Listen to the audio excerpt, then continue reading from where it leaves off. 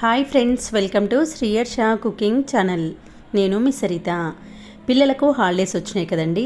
ఇంట్లో ఉంటే ఏదో ఒకటి చేసేయమని అడుగుతారు. ఒక్కసారి ఇలా బియ్యం పిండితో కరకరలాడే చిప్స్ చేసుకొని ఎయిర్ టైట్ కంటైనర్లో స్టోర్ చేసి పెట్టుకుంటే 1 మంత్ పాటు నిల్వ ఉంటాయి. మరి ఆలస్యం చేయకుండా ఎక్స్ట్రా క్రిస్పీగా ఎక్స్ట్రా టేస్టీగా ఉండే ఈ రైస్ ఫ్లోర్ చిప్స్ను ఎలా చేయాలో చూసేద్దాం.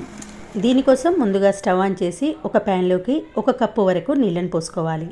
తర్వాత దీంట్లోకి 1 టీ స్పూన్ వరకు కారం పొడి, 1 టీ స్పూన్ వరకు సాల్ట్, 1 టీ స్పూన్ వరకు నువ్వులు, 1/2 టీ స్పూన్ వరకు అల్లం వెల్లుల్లి పేస్ట్, సన్నగా తరిగిన కొంచెమంత కొత్తిమీర తరుగును వేసేసేయండి.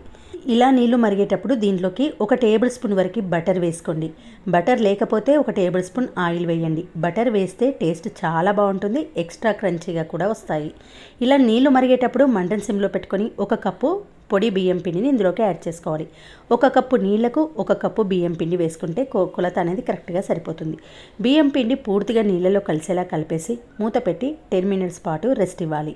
ఇలా 10 మినిట్స్ పాటు పిండిని నానబెట్టడం వల్ల పిండి అనేది సాఫ్ట్గా అవుతుంది. తర్వాత అరిచేతును నీళ్ళల్లో డిప్ చేస్తూ ఇలా పిండిని ముద్దలా చేసుకోవాలి.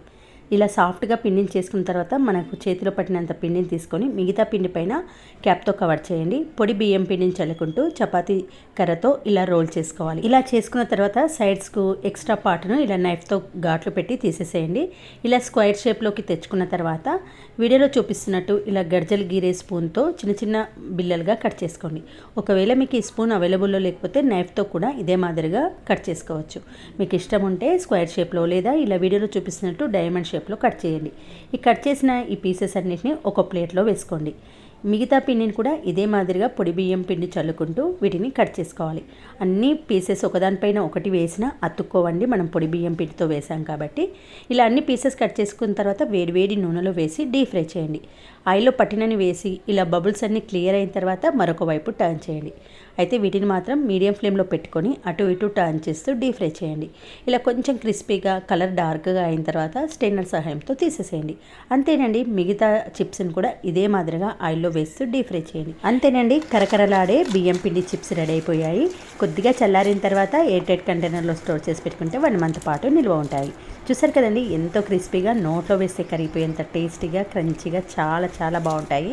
పిల్లలకు హాలిడేస్ కదా, ఇలా ఒక్కసారి ట్రై చేసి పెట్టి చూడండి. బయట ఫుడ్ బయట స్నాక్స్ వాళ్ళు అడగరు. ఓకే ఫ్రెండ్స్, మరి నేను చూపించిన ఈ రైస్ ఫ్లోర్ చిప్స్ మీ అందరికీ నచ్చితే వీడియో చూసిన వెంటనే ఒక లైక్ చేసి మీ ఫ్రెండ్స్తో రిలేటివ్స్తో షేర్ చేయండి.